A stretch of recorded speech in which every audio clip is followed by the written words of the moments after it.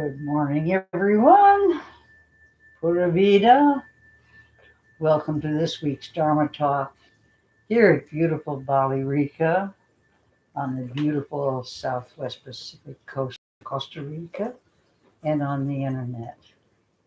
Please be seated in a comfortable, stable, centered position. And Pam is going to get us started with a yoga body meditation send-off. We'll do a little meditation just to kind of bring awareness to your body, your breath, and now here where we are. So eyes open or eyes closed, seated in a chair or on the floor, on a cushion, wherever.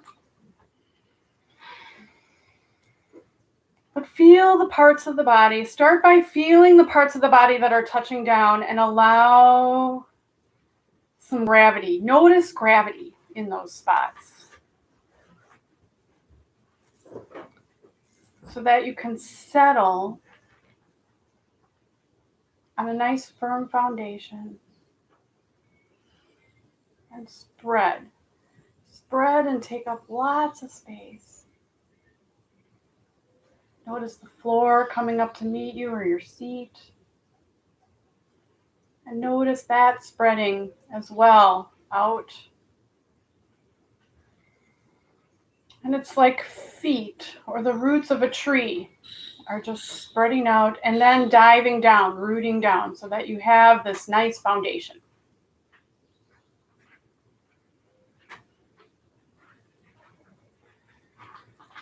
And grow up then out of your foundation. So bring some awareness into the belly. And by awareness, I mean just a little tension. Just squeeze a little bit the belly button in and up as though it's buttoning into the spine. In and up to support the low back. And then you can feel length start to come into the spine.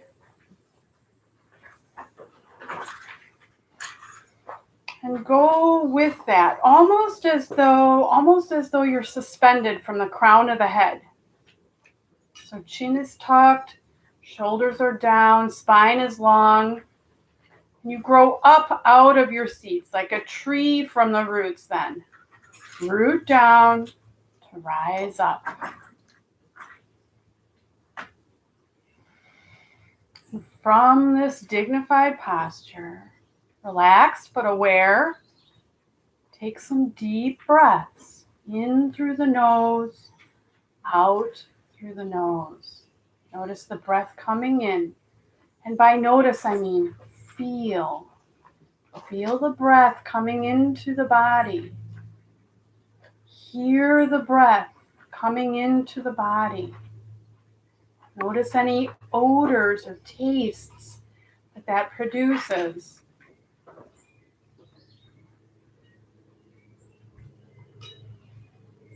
And you can even visualize the breath coming into the body, into the chest and the back, filling down all the way into the bases of the lungs, filling the belly, and down into your roots.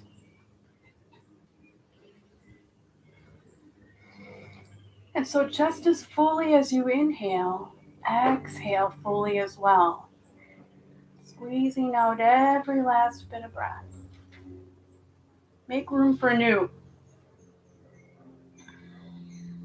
Mentally and physically, emotionally, spiritually.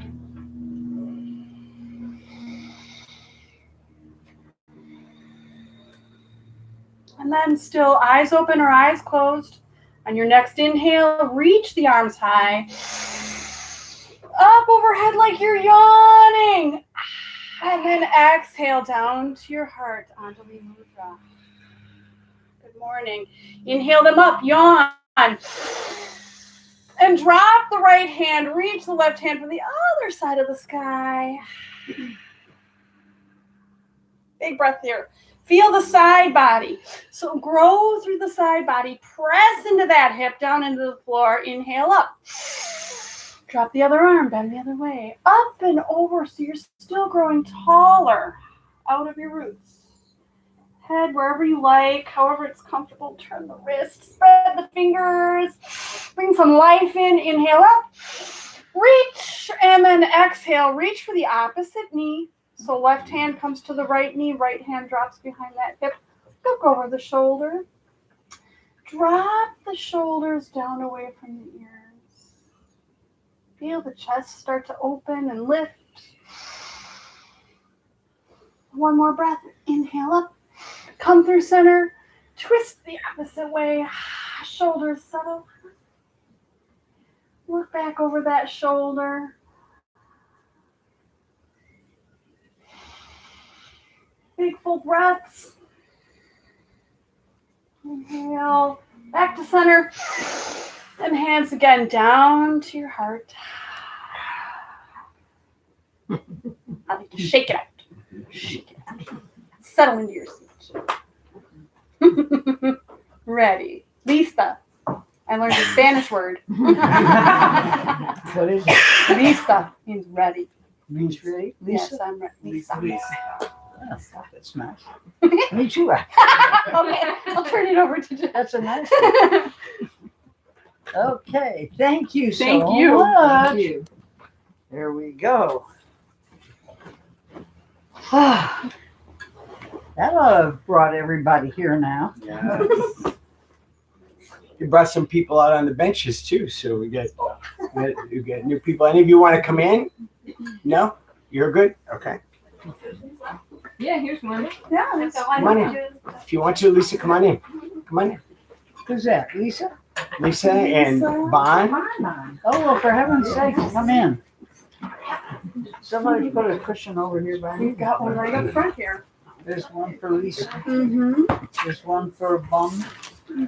For Bon. Bum Bum. Bon Bon. Do you go by Bon Bon? No. Just call me. I'll show up if you call me. All right. So we are going to go, Ruthie and I have talked after the last sessions that we're doing something a little different in format, and we're starting a series today on the paramitas, which we have done before. And I don't think we've done completely before. I think we've Haven't picked and done all 10, chose. but I Yeah. prefer sticking with 6. Yeah, there's 6 or 10, and we're not sure. We're confused. There were 6 originally, start with, and then they there got- were 4 added. Yeah. And so we're going to take the first one today. So here's my opening question for you. How generous are you? And As what does, compared to what? it's a rhetorical question, Ruthie. I'm not going A to little explain it. self-examination. Okay. Yes, and so the first of the paramitas is generosity.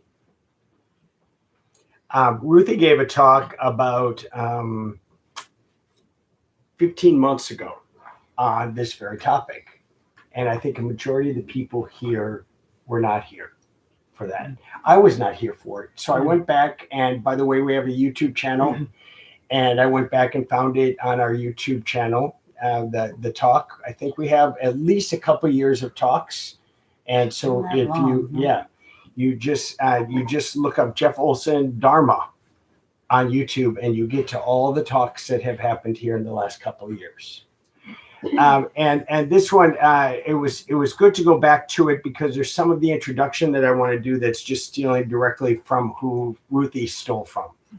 Yeah, that's right. I stole from them and they stole from the Buddha. Yeah, right. What an idea. I think it's kind of, It's called- the Buddha was probably pretty generous Yeah. about this, right? Like the material is meant to be not only passed on, but also expanded on. That's right.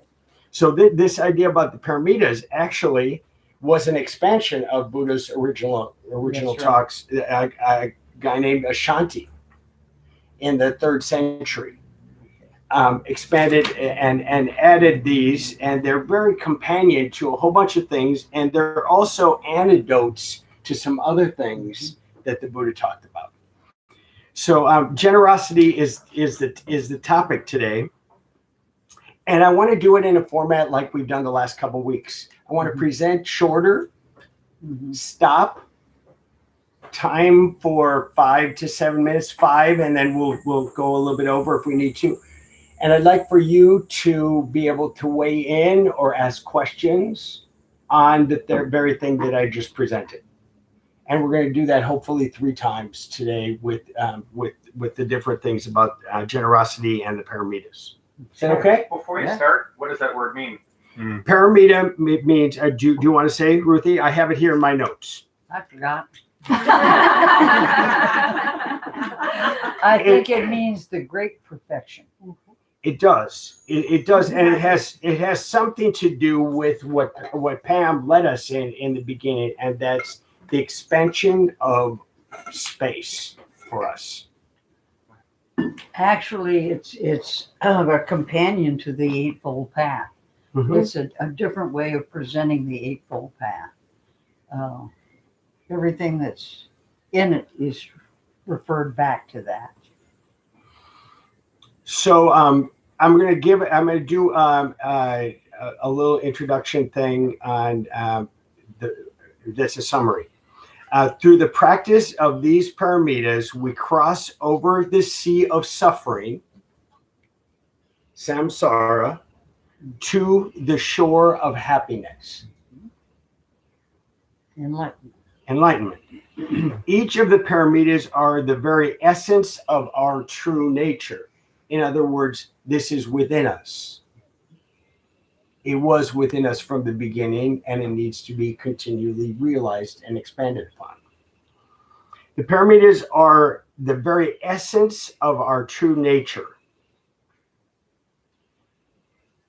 Buddha nature. Buddha nature, which is pure, clear bowl of blessing, beauty, happiness. Positive energy. Cosmic positive energy. Pretty nice start. The way that Buddhism talks about how we are. It kind of gives you little chills instead of saying that maybe there's something wrong with you from the start. This is saying there is nothing wrong with you. And that's what you got to go home to. Yes, that's your home. That's what the whole thing is about. Remembering. So to be able to, in the practice of these paramitas, to cross from the sea of suffering, which is part of our circumstances, to the shore of happiness, there's 2 steps, and this is really simple. You vacate the causes of suffering. The 5 hindrances to begin with. Go ahead. No, you vacate them. You get rid of them, then you don't have them anymore. You get rid of the hindrances. That's the Once second. you don't have them, you're pretty happy. That's the second noble truth. Oh, clinging, grasping. There's 5 of these as well. Mm-hmm. Clinging, grasping, craving, delusion, ignorance. Mm-hmm. You have to vacate those to create the space to incorporate the qualities that this is talking about, which today is going to be about generosity. Mm-hmm. So the sources of happiness, and actually our friend who was here last week, who isn't here, but she was right there last week, said, so what are the sources of, there's a cushion for her right there. Available. And she said, what are the sources of happiness? And we talked a little bit about it. And I'm like, no, that's worth some study. And then Ruthie to the rescue. Yeah, then I called Ruthie and I'm like, if you were going to do this talk, where would it start? She goes, it's the paramitas. And I'm like, awesome. Now you gave me where to start. And that's where we go. Yeah, absolutely. And so these were given an interesting thing about these ideas was generosity was the very first thing that the Buddha always presented when he went to a new setting. he started with something that he thought was digestible by the population. Everybody could That was relate there. to it. Everybody could relate to They this. knew what that felt like. And so, interestingly, how consistent he was in thinking that this was a good starter topic, and therefore it's the first of the paramitas that happened. Now, and- the monks didn't take money, so it had nothing to do with generosity of money, of giving that way. It had to do with finding an entry that everyone understood. The gentle gateway to happiness was how Ashanti said this. And this is where the Buddha, it didn't have, I think this system of paramitas wasn't set up at that point in time, but these topics were then put into a system later. And so this gentle gateway to happiness is, you smile when you think about this, because that's the way Buddhists work. Through rounded doors. As our poem always talks about, there's rounded doors to go through. And so there are this idea of generosity is an antidote to 3 poisons that we experience that we need to vacate if there's going to be room for this expansion, and that is greed, hatred, delusion. 3 poisons that get in the way of our true nature, which is generous. Yes. Generosity is the antidote to these 3 poisons: greed, hatred, delusion. It is also a companion to the 3 right intentions: letting go, goodwill, doing no harm. And so this idea of generosity helps get rid of things and helps to add things. And that circle, if you're new to Buddhist ideas, it's almost like a figure 8, how this stuff circles around. You vacate, you add, you vacate, you add, you vacate, you add.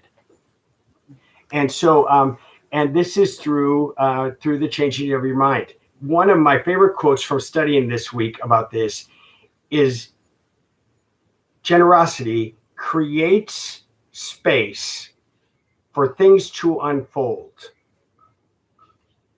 It creates space for things to unfold. And not too quick, not too slow, just right. It's a closed mind. Mm-hmm. It opens up that closure inside of you, a closed heart, a closed mind.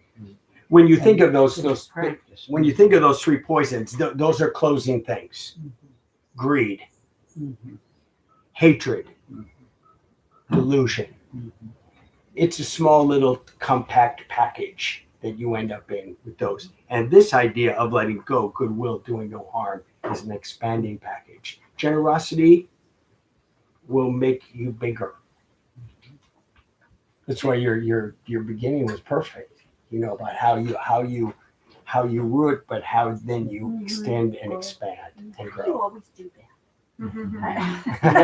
It's cool. Yoga. Yeah, absolutely. Can you expand a little bit on the delusion part of it?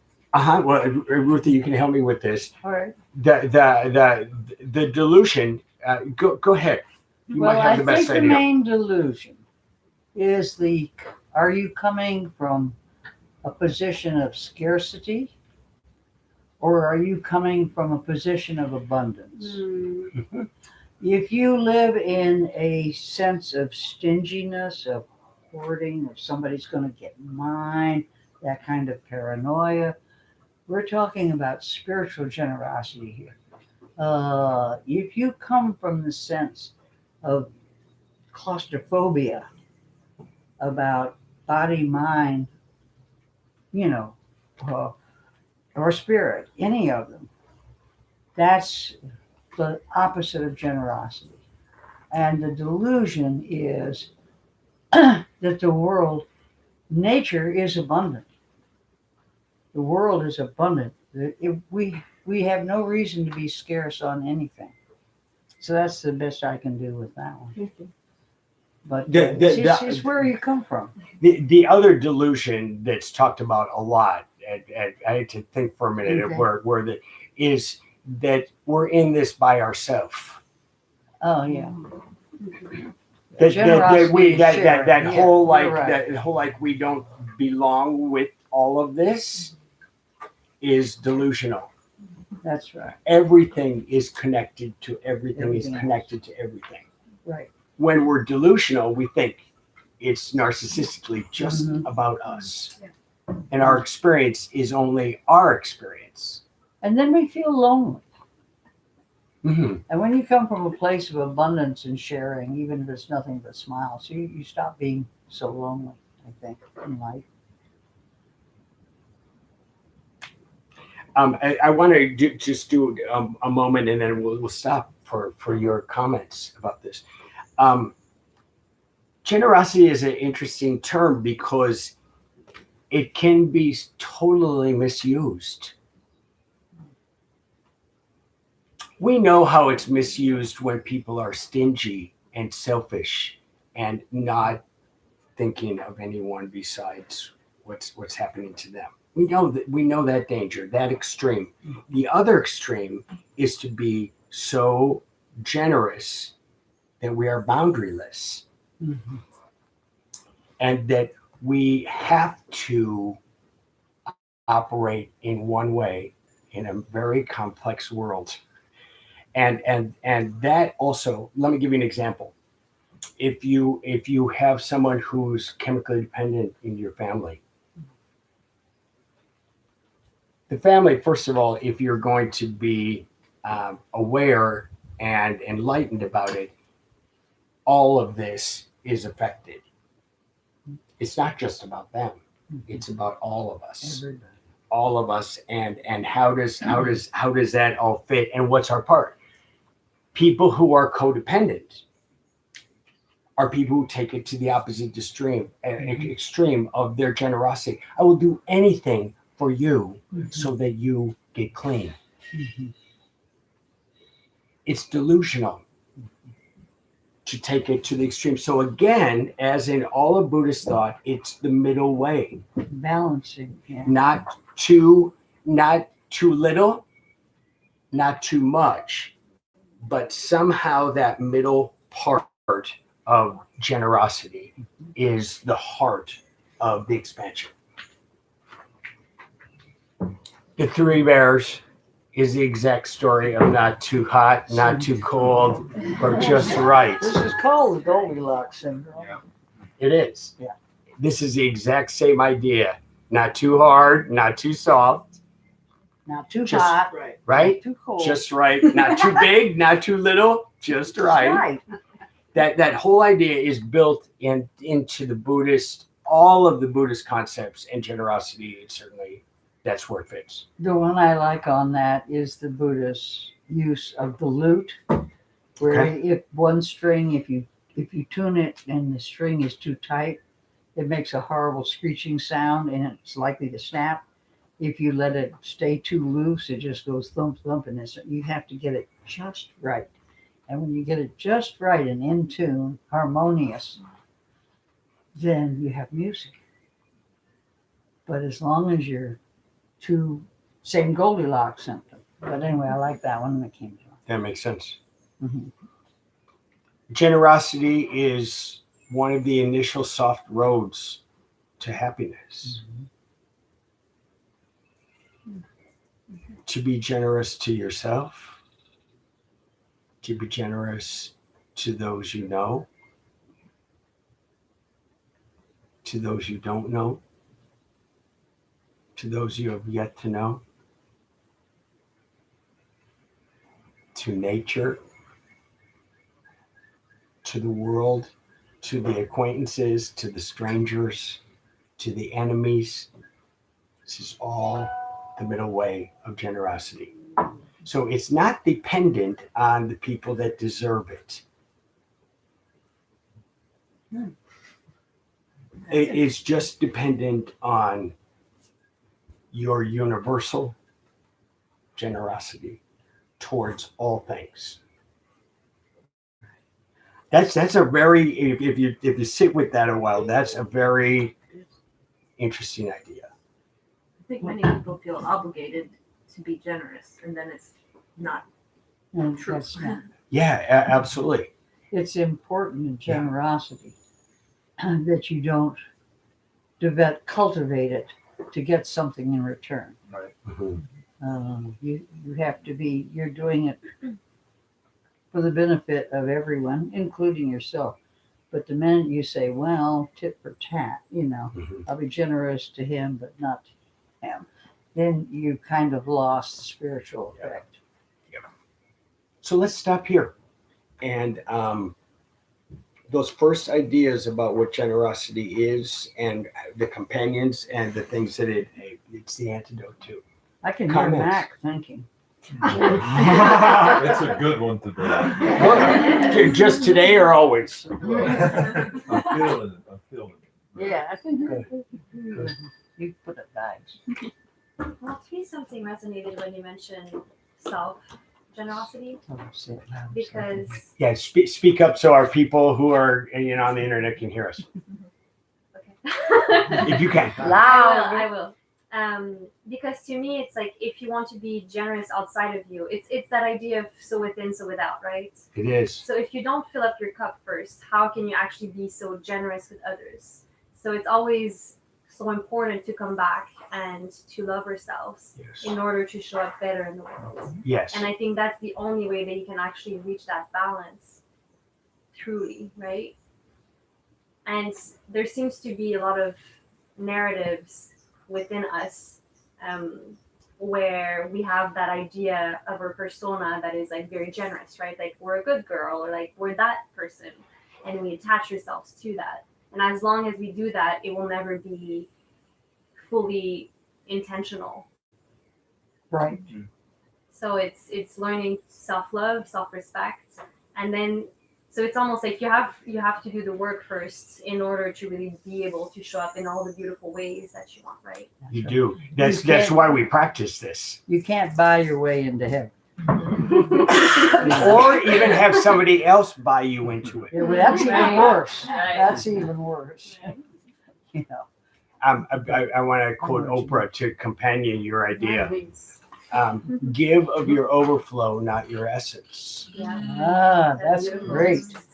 Yeah. That's very good. Give up your So overflow. so That's that your that level of internal work that we do, it'll show up. It'll show up naturally. We will be compelled to have it show up. Compelled, propelled, whatever, and so we do the work, and that's why we do the practices of Buddhism, so that we can build that space in us where things start to narrow down. I don't know if you ever have days or weeks where everything seems to like narrow down into little boxes that are very tense. That's why we do the practice. So again, we spread back out to, I need to release that. I need to embrace this. And the practices lead you again to the same path. The nice thing about when you fail is it's a gentle forgiveness that comes back to you through these channels. Like, interesting. There it is again. If I need to apologize, I need to apologize. And then I need to move on and learn from that. So even the mistakes can become part of the growth of that. Many mistakes on the road to enlightenment. Self-compassion is important, to be generous with yourself. Yeah, absolutely. Thank you. Thank you for adding that. Somebody else on this introduction to generosity. I was just thinking how unfortunate it is that this huge amount of society, like you were saying before, how the Dalai Lama doesn't understand basically the challenges of the West where we don't have the self-esteem and all of that. And he's like, what? I don't get it. And I'm like, oh my God, there's this huge society that doesn't get it. We have to do all this work just to get to that point that they start with, It's a long road. Yeah. It is a long road. And in the West, we especially struggle with this. It's very inclusively Eastern and expanded. And so in the West, we have difficulty with this. This is not easy work because we're trained in a very different system. But, I think the question, you brought up a question to begin with. I think a really good question for us, though, is to ask, what is our default position?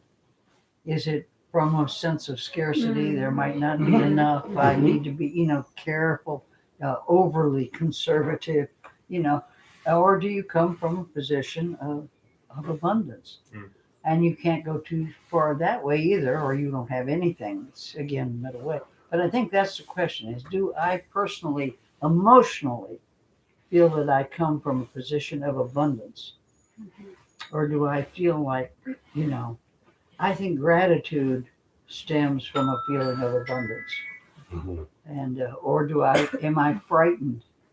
That's a sense of scarcity. There's not going to be enough. A really interesting example in the business world is Warren Buffett. Probably a little bit on the scarcity side of the continuum, but somewhere in the middle. And those things, the whole abundant world that he has created, and he's been a part of creating, and yet living in the same house, driving used cars, not giving his wealth away to his children. Which is better for them. Yeah, in the end, from that more balanced spot in his world of abundance is really admirable. If ever you read about him, he's a good person to read about as it relates to generosity, because and many of the multi-billionaires in the world, so much of their money is given away generously for the good of other things. Now, there's some expectations, interestingly, that come along with that. So that's not Buddhist in those ideas. So I want to do a little bit more. Let's do the next section. These are straight Buddhist teachings from the Buddha about where happiness comes from and the role of generosity in that. The greatest source, this is directly from the Buddha, the greatest source of true happiness is to cherish others.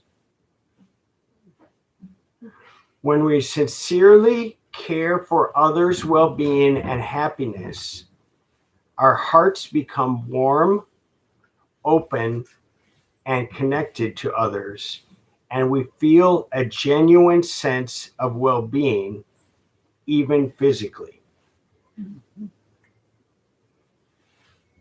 Generosity as the idea to cherish others, and the results come back at us as well. So you talk kind of from the inside out, and this is a little bit talking from the outside in. You practice generosity, and what comes this way. So it's all very circular in all the directions.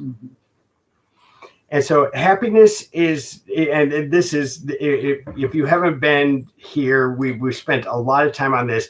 Happiness is a result of what we have thought and what we spend time thinking about. Ordinary happiness, the Buddha talked about, is described as the suffering of change. This is happiness that we've talked isn't the kind of happiness we're talking about here. This is unsatisfied, never lasts, never enough. It's a dissatisfied form of happiness that cannot sustain us in the long run. A limited state of happiness and well-being is directly related to sensory, emotional, or our physical world.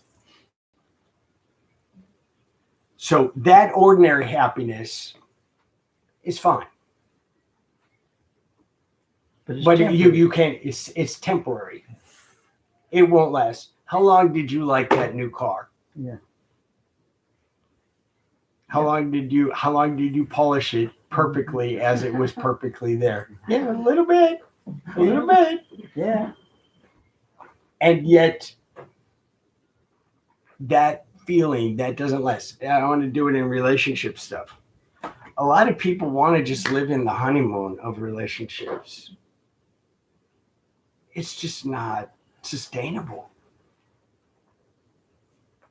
They want to live in the initial thrill of that other person. It's not sustainable. It's ordinary happiness. Don't need to fight it. You can enjoy it, but you can't count on it. If you do, you will be so disappointed because all of a sudden this prince or princess that shows up in front of you starts to look like a reptile. You're just like, what? What's wrong with you? And those things. Well, So if even you worse. keep that expectation, They're then you'll be starting. sorely disappointed. Yeah, go ahead. Oh, I'm sorry, didn't mean to interrupt.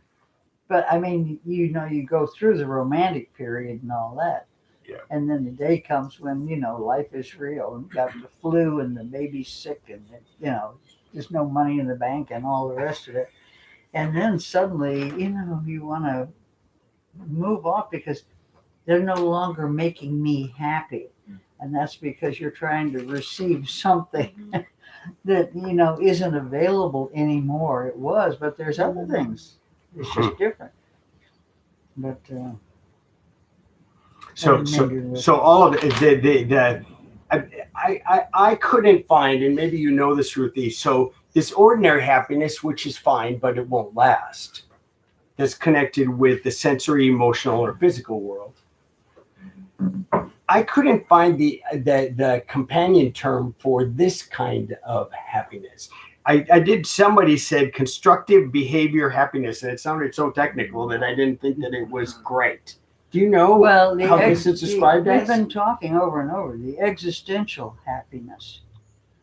The happiness that when you reach enlightenment, which is your goal, with enlightenment, which is liberation from suffering, you have the realization of a lasting happiness. Remember, and I said it's weird because the word lasting is nothing lasts in Buddhism. Mhm, So right. why does he say when you're enlightened, you're going to get a lasting happiness? It's because that same word means, what are the two words I had for it? Steadfast and unwavering. So what the happiness you receive if you finally make it home to your true self, that's what you're after. That's when you're enlightened, is when you all of a sudden you no longer really have an ego. You're back to where you get all this stuff and it's really you. And that can take a lot of lifetimes. It took the Buddha 500 plus. So don't. 500 lifetimes? That's what he said. He remembered 500 lifetimes before he got there. So It's a lot of living. You don't need to be in a hurry. You got plenty of time. you got time according to But the anyway, system. that lasting happiness comes from understanding and being yourself, which is divine energy that's positive. And so you've transcended all the negative energy. It's still out there. The Buddha never says really that you're ever going to get rid of the bad stuff. You have to transform it for yourself, and then ultimately you transcend it. It just goes away with each of the hindrances that you get rid of. Mine keep coming back. But anyway, that was the happiness Enduring. on yours is on like a an cosmic level. Yeah, an enduring happiness. That's the unconditional happiness versus the conditional Got it. happiness. That's the absolute happiness versus the relative happiness. Got it. Got it? Yep. All right. Everybody got that? Got it. We're all on the same page. I like to do quotes. So I looked up 3 as it relates to happiness and generosity. And then we'll stop and see what you have to say about this section. If one speaks or acts with a pure, thought, happiness follows like a shadow that never leaves. That's the very first teaching in the Dhammapada, I believe. Yes. If one speaks or acts with a pure thought, happiness follows like a shadow that never leaves. Another quote, the source of happiness lies within. When our minds are at ease, when our outlook is positive, yet also realistic, when our thoughts are turned with kindness towards others, we experience a happiness that supports us with strength and courage no matter what difficulties we face. That's great. If we want to be happy, as the Buddha has said, we need to tame our minds. Mhm. Again, going back to those poisons Mhm. that feel untamable. Greed, hatred, delusion, the reframing, the taming of our minds is the goal by which happiness, and it's through a vehicle of generosity. And it starts within. I want to put a little dilemma about this. Here's from Shantideva.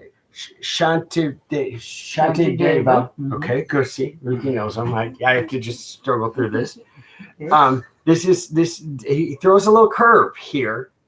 Although having the mind that wishes to shun suffering, they rush headlong into suffering itself. Mhm.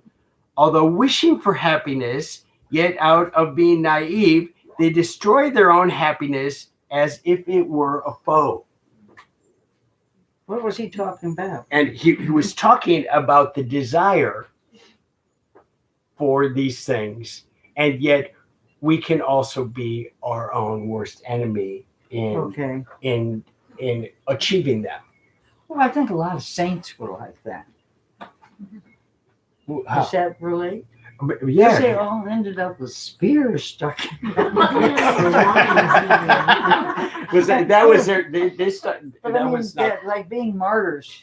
yeah, This martyrdom, sort of. Just, maybe. I don't know what that really means. No, the idea that I got from it, this is the dilemma, and I think it's something to watch out for with all this, and that is, even though we want these things, like generosity, like who's going to vote against it? Oh, nobody votes against it. No, But a far smaller number practice it. doesn't practice it. It's the practice that matters. Right. And it can make you really uncomfortable if somebody tells you that's what you're supposed to be and nobody ever told you before.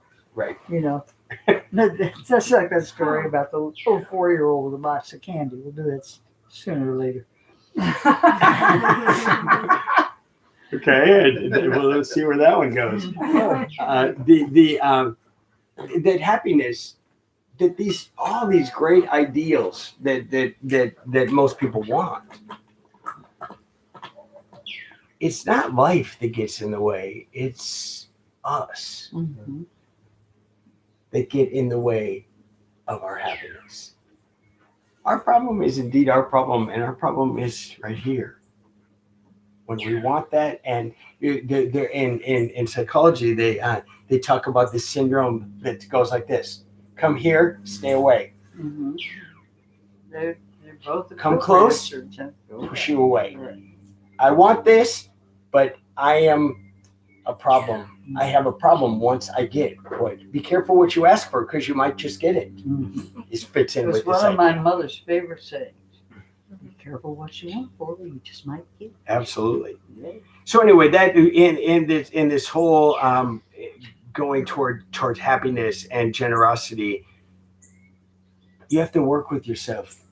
Well, because The it ideals creates need practice, and you need continual reframing and reworking and taming of your mind to have this happen. Ideas. Let's turn it over to you. Those are some of the Buddhist quotes about that. Hate to end with the dilemma, but it is a dilemma. It's a really good one, and as Max said, it's talks are really good talks. They always are, and the ones that I'm going to. I liked what you said about, the equivalent of putting your own oxygen mask on first before you give, that to your child or to your partner on the plane, where you can't transmit what you haven't got.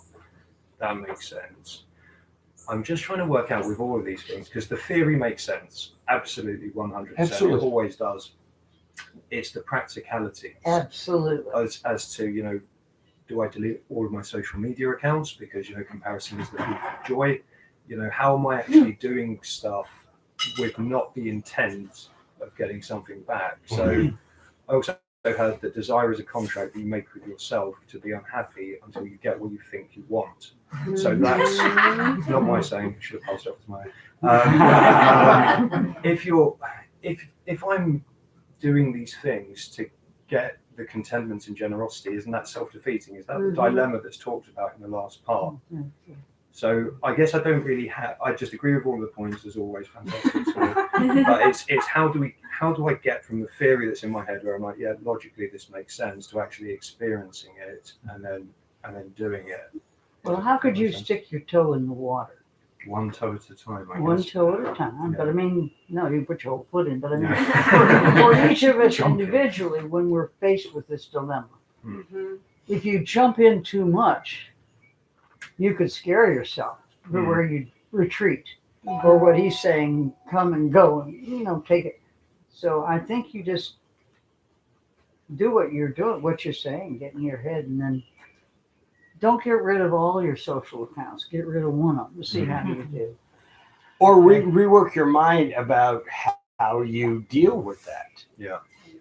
And answer that How question. you read it, or you see something that would irritate you and move you towards anger or those things.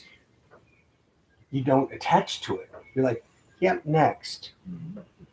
That's a reframing. That's a taming of your mind. And when you do that, it doesn't necessarily mean you need to give it up. It means that you need to rework it. And work out what I attach the importance of to said externality. The attachment leads to suffering. Yeah, makes sense. It all makes sense, but you're right. It's the doing. Yeah. And that's why we keep emphasizing that it's relative and absolute. Because you go for the absolute, you're really out there. So you go for the world we live in and just do the best you can, do the right thing. We kind of intuitively know, I think. That's one of the reasons for meditating. It answers a lot of those questions. Yeah. Just sit and be quiet and let it happen. It'll tell you. Cool. Thank you. I was going to say, there's something interesting that you mentioned that I picked up upon, and it was mostly mental. And it seems that you're really reflecting about it and trying to solve it through your mind and through your head. Can I just interject? So Yes. I try and do that, but now I've just realised that the best way for me to actually feel happier is to lift something heavy or go for a run. So, but did you see what I mean? Like it's like that's the state change from physical exercise. Because if you stay in your head, it's not a good. Well, it can not be a good place. Right, it's a bad neighborhood sometimes. Why it's trying to lead you. So what I was going to say is more like try to be in your heart, because when you're in your heart, you're connected to source. And when you're connected to source, you're connected to infinite wisdom. You have all the answers.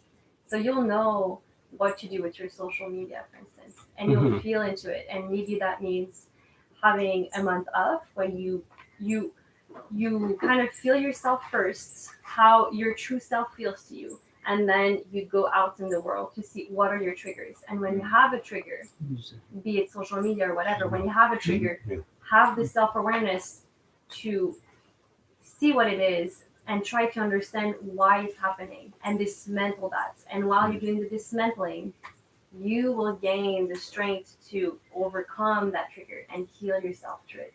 But it's the self-awareness that's really important. Yeah. And also coming back to, sometimes you just need time in our safe place, in our safe space, to know who we truly are and not have these images coming to our field, right? Coming to our field. And sometimes we have a hard time knowing if what we're feeling is really us, what we're thinking is really us. So having that self-awareness and that alone time And calming the mind that you're doing is wonderful, right? But you'll know. But I'd like to spread. I agree with you, and I think it's you're Anthony. It's kind of like you're trying to sort this out and fix it within your head, but really it's to get into your heart, have faith, have trust In yourself in yourself. and in the universe. And in the process. I can deal with that. What you've just said, like uniform inputs, uniform outputs. I can deal with that. Honestly, that's deterministic. That's much more the way my mind operates. Do these things. Da, da, da. Whereas I find like it sounds great, absolutely, but I don't know how to do it. Yeah. Well, it's just Practice. little practice. Yeah. Just slow it down and just try to reach in and feel your heart. It's kind of starts with your imagination, but it's to just take a little bit of time to try to connect with your heart. Try to be there and see if you can find it, and just pretend that you found it to start with, and start trying to let it be part of your discussion or your what you're creating. I'd like to share something with you guys. Yeah, go ahead. Recently, lately, I have had this. I'll call it a feeling like a opening, a presence, and when you said that, like I feel Mac today. Something is going on, and I have a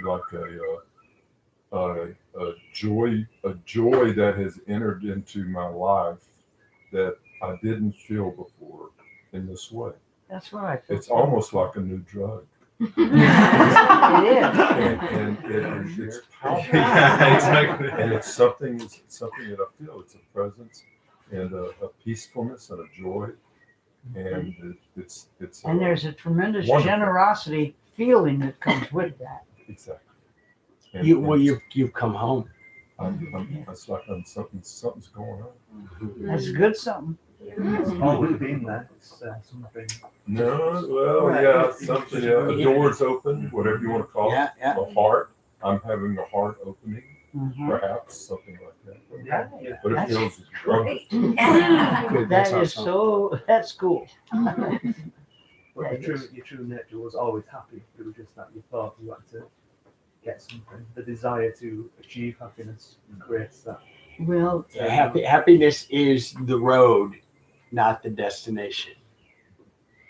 We talked about that 2 weeks ago. Then many people view happiness, enlightenment, you can use the same thing, is that's the goal when you think linearly, about this. And actually, this is progressive, not linear.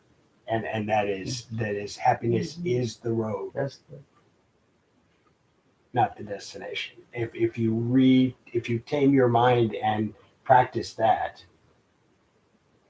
all kinds of other things will come to you. Generosity, patience with the process.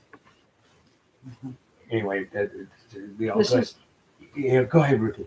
Oh, I was going to say this is a good segue for what Matt was just saying, to go back to my story about the little boy with chocolates. Oh yeah, did you want to talk about that? Okay. Yeah, this is a very wise father. I think most of us here are familiar with the wonderful nun, Ginseng Palmo, I think the name is. She tells great stories about it. But she was at a dinner party, and she was the nun and the only one there. And someone gave this little 4-year-old boy a box of chocolates, and he had never had anything like it. He was clutching. It was like this. Mm-hmm. And his father said, "Why don't you offer it to Ginseng Palmo, the nun?" And he said, "No." Why would I do that? It's mine. It's not hers. And his father said, "Yes, dear. That's exactly why you are the only person who can offer it, because it is yours." So he had to think about it a while because he was only 4 years old. But it took a while, and finally he took it off his chest, and he reluctantly held it for her, and she took a piece of thank you. And all of a sudden, he got it. And he went around the whole room, and then everybody had to get a piece of his candy. And he got more and more radiant with happiness as he went around. And his father finally said, save a little bit for you. But it feels so good. But his first reaction was, no. But what a wise father to say, yes, that's why you can give it away, because you have it. If you don't have it, you can't be generous with it. So, but it is a radiant feeling. Yeah. Anyway, that's the little boy with the chocolates. You want to add something? Well, right from the beginning, before anybody said anything, and it's a good thing that I didn't speak up first, I think, because it's going to relate a lot to what you said. It gave me the impression that it's like, I'm sure everybody's already heard this a million times when they said, I'll be happy when, I'll be happy when. But then, no, you need to be happy now, because there's never a better time than now. And we keep postponing and thinking, as everybody probably does or has done, like I do, I'll be happy when. And this relates also to social media, for example. For someone like me who works online, has businesses, I don't have a choice but to be on social media. And yes, I do relate to what he's saying, because I'll look at some streams I can't not see, they're just there. And the information being related in that social media is not necessarily something I wanted to hear at that time. It puts me in a bad mood, it upsets me. And then I have to take a step back and just read it for what it is, and try to tell myself, well, this is going on in the world today, but in my room, in my heart, in my space right here, right now, I don't need to, I can choose not to let that affect me. And I can choose to be happy in the now and not wait for when something happens. It's not an easy thing to do, but it is what it is that I've been trying to do. And as you're going to laugh when I say this, but when I rose my hand at first and then everybody started speaking, I saw my tension go up and my shoulders go up. And then I said, no, this is exactly what you're supposed to learn. That if it's not going to be your turn, just take it in stride. And I let my shoulders drop and I breathe it in, breathe it out. I let everybody do their thing. And then finally I got to say mine. And even if I hadn't, it would have been okay. Yeah. I didn't see your hand wave. I saw you. Well, you're understandable. It's very true. Let's do. How are we doing for time? We're okay. We're 11 o'clock. Okay. Not quite. I want to do the last thing, and I want you to add to this list. Before I had the conversation with Ruthie this week, and I knew the topic was going to be generosity, or the sources of happiness, and those things. I was thinking, if I didn't read anything and just listen to my intuition, my heart, my mind, what would I say that the sources of happiness are? So I did A through K. Whoa. So there are 11. And I want you to add to this list.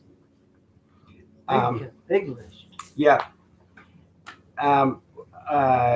A source of happiness and the contentment that comes with that happiness. 1, a willingness to change my mindset. Just knowing that makes you happy. Leads to happiness. Yeah. A willingness that I can change how I think. That's part of my road to Or at happiness. the very least, an understanding that you can. Yes. Yeah. She just gave you an example of it. Yes, absolutely. 2, making me happy is holding firm to the middle way. Being balanced, equanimity. Happiness is in the practice of it. Good sentence. Happiness is in the practice of it. Just practicing happiness makes you happy. Maybe. Yeah, if you Might force yourself. bother you for a while if it doesn't come easy, but it'll certainly lead to it. That also happiness has something to do with skepticism. Like I can be skeptical and still be happy.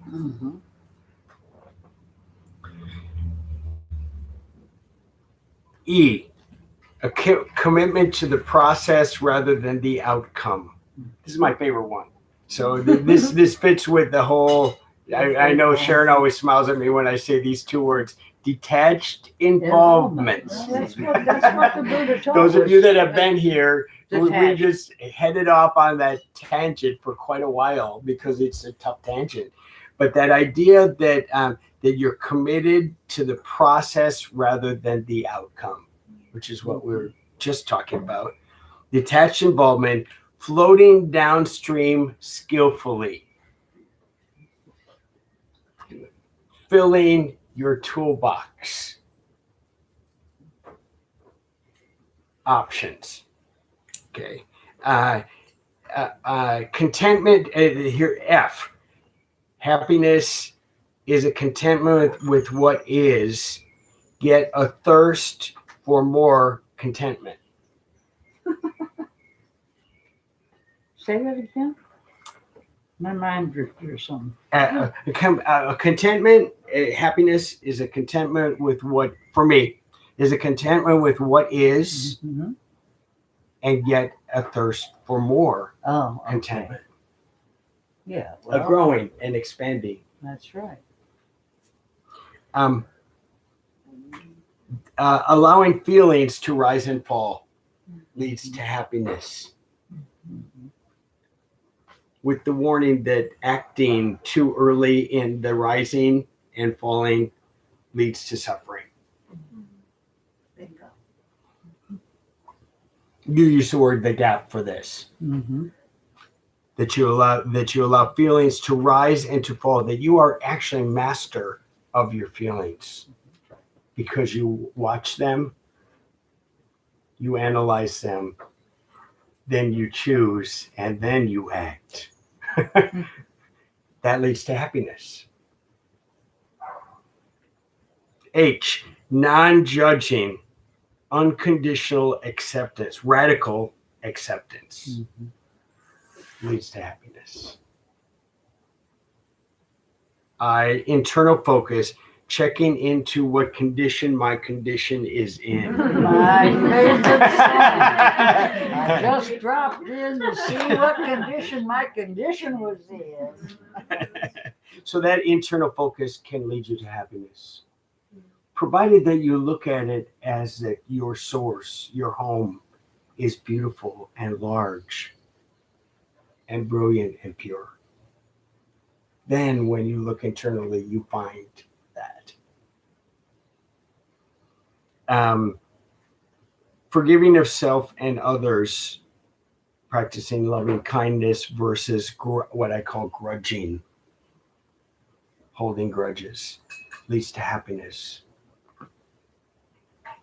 K, reliability leads to happiness, where you match the words and deeds and you don't suffer because you are two-faced about Oh, things. that's what I get to talk about next week. Yeah, this is yours. Yeah, next week, yeah. Awesome. So the reliability, and this works beautifully in parenting. You know, if what you say and what you do to your children are completely different things, trouble, suffering, everybody, Yeah. everybody will suffer. And those things. And so that reliability, where all of a sudden the consistency that you have in this evolution towards happiness is that what you say, what you do match. Goodwill, no harm, good intentions lead you to happiness. So that's my list.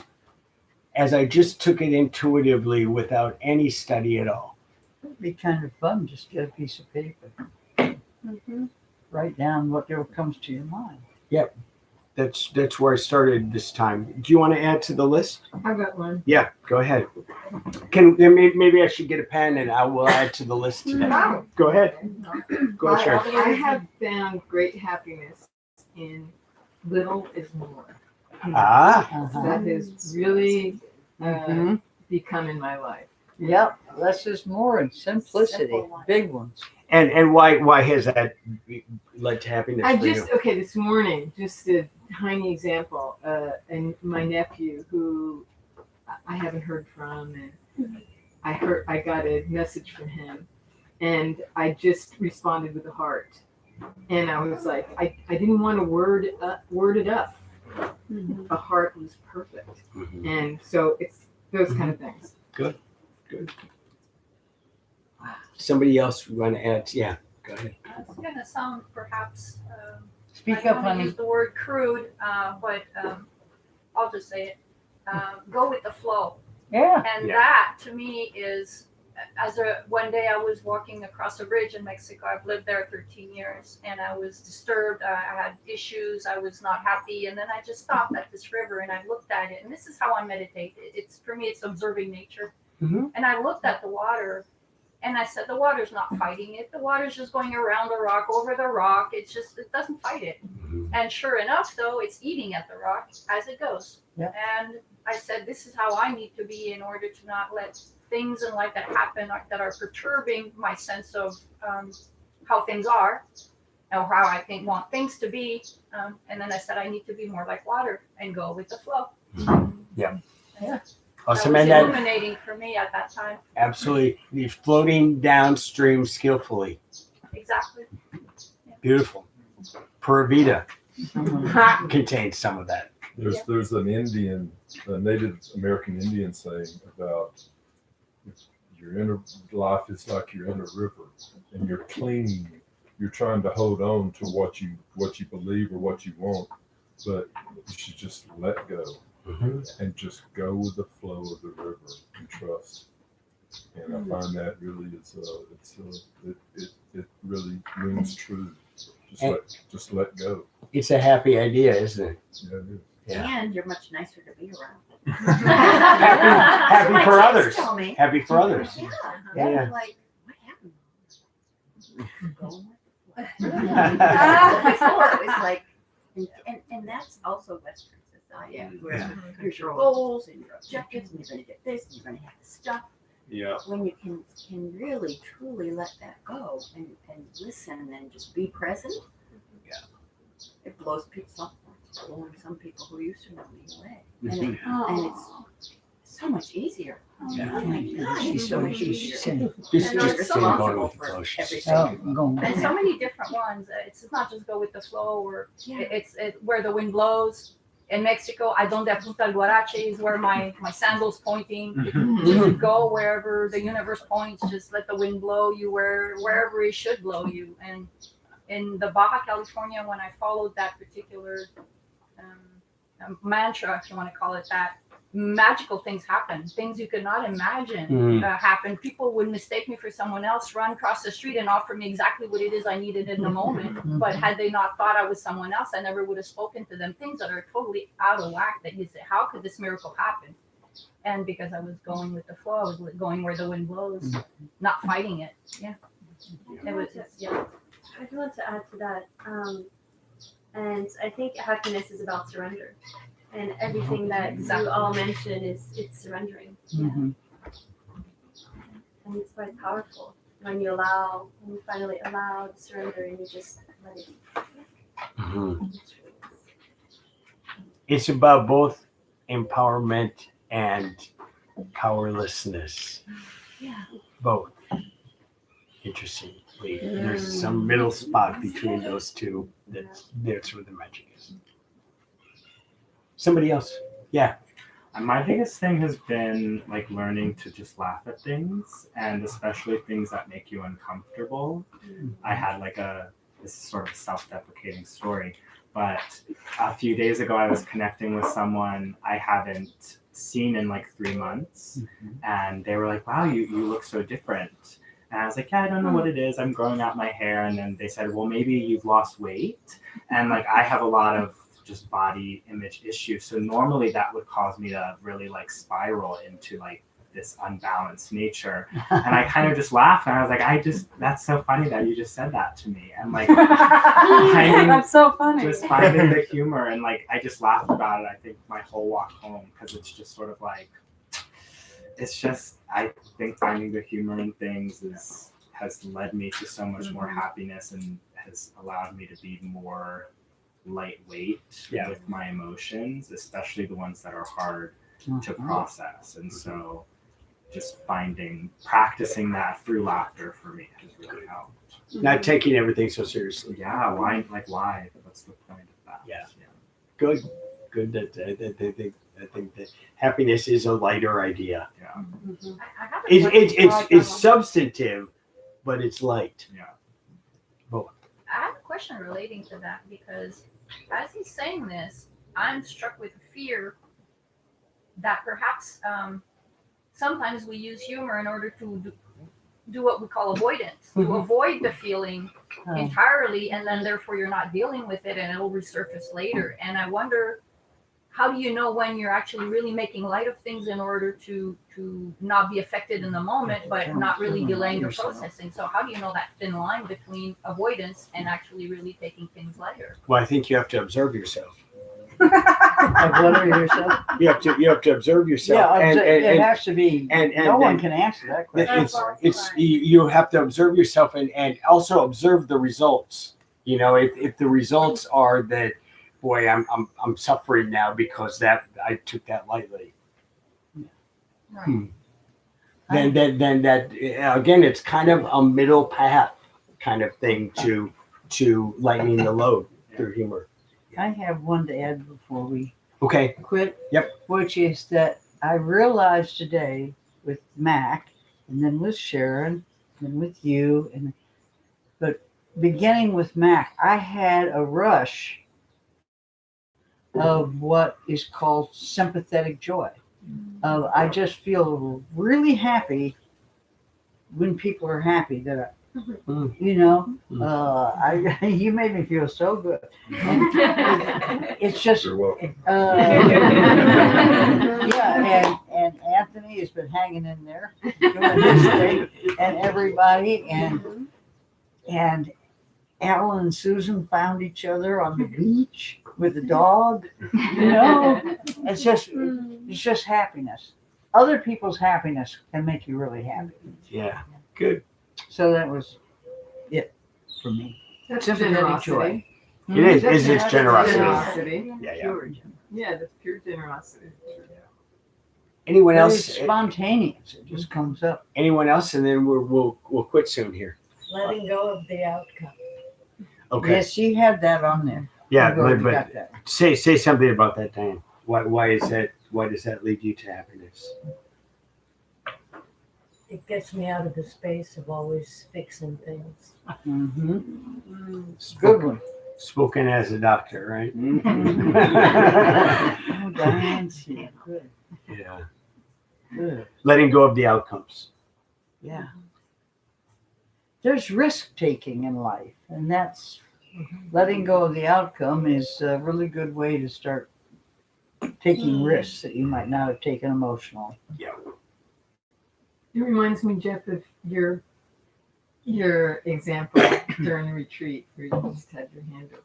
The what? We had a retreat a couple of years ago, Okay. and we were talking about we're talking about grudge holding and things that we had yet to release, and so we did it that you do hold things in your palm, in your hand, but you can release them from this position.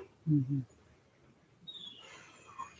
It's kind of a position of surrender, really. Here's the weight of it, and when you observe that then there's the possibility of saying, too heavy. Too heavy for me. And when you hold it like this, this is not a position of being able to deal with it. But this is, and then you can choose to either let it sit if it has some kind of value currently, or you can blow it away, or you can let the circumstances blow it away through the evolution of time and those things. So that's all part of, I think, self-generosity. Is when you get to those positions. Then you're kind and you're gentle to yourself first. It's so much easier to be that way with others. Absolutely. Let's do loving kindness. All right. I'm ready. Everybody ready? Take a stretch first. Oh, come on, Pam. Make me stretch a little bit without getting up. Yeah, here we go. Oh, Wonderful talk. Thank you, Jeff. You're welcome.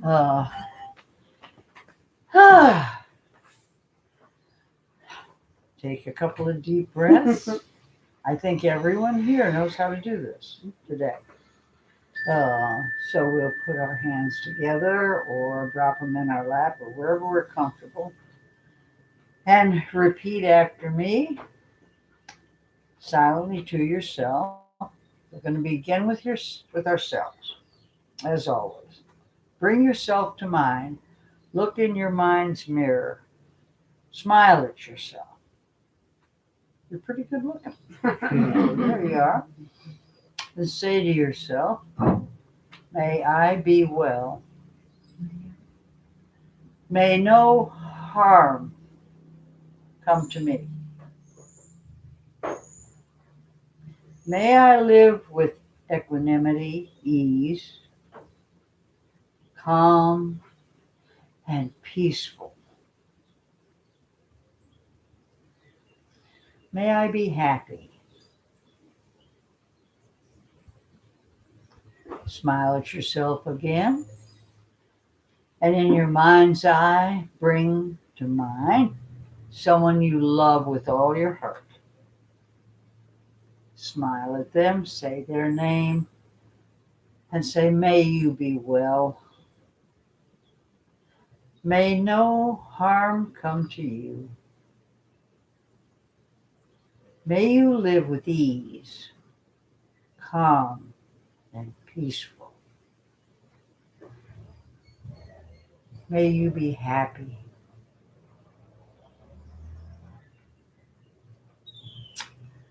And then smiling, you move on to your neutral person. If you don't know his or her name, think of them as friend. Smile at them and say, dear friend, may you be well. May no harm come to you. May you live with ease, calm and peaceful. May you be happy.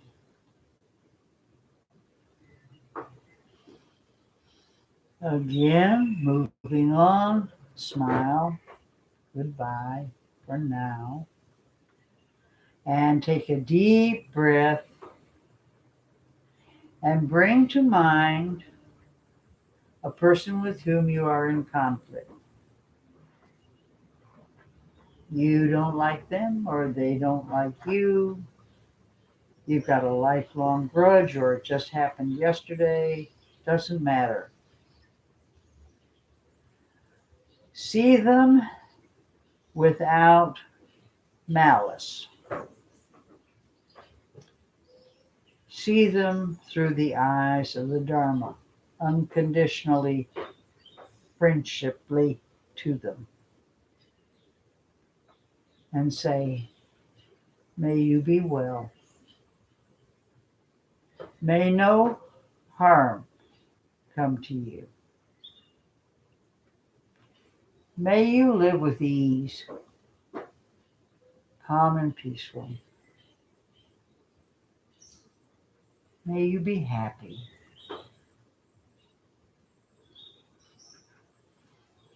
Take another deep breath. If you're feeling a little reluctant about this, take a sigh. Let it go, because now we're moving to all sentient beings. To everyone in the universe, on this planet and anywhere else that there happen to be sentient beings out there.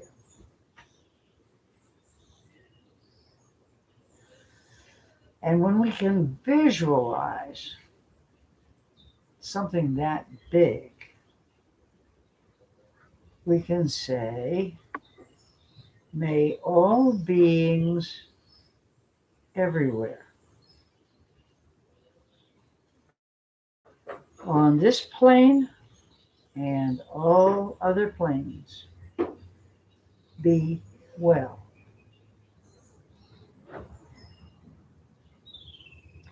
May all beings everywhere be safe.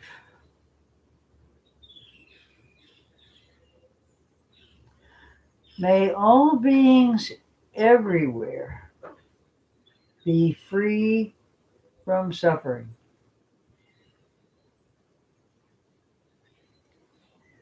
May all beings everywhere be happy.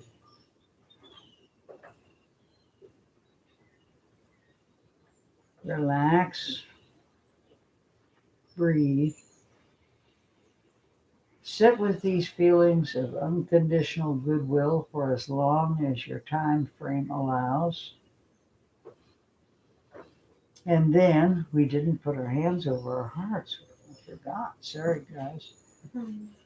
Put your hands back in your lap. Open your eyes. Smile at your neighbors. And for anybody who's new, I'm going to say a phrase and everybody's going to say it together. And then we're done for today. Okay. Go in peace. Go in peace. Go making peace. Go making peace. Living gently. Living gently. Loving mightily. Loving mightily. And bowing to the mysteries. Bowing to the mysteries. Thank you, everybody. Thank you. Thank Thank you. you, Jeff. Good one. Oh, yay. Anthony, thank you Thank you. for everybody in this group. This group makes me so happy. I get kind of giddy sometimes. Eggs up here if anybody wants some. It's from our generous chickens.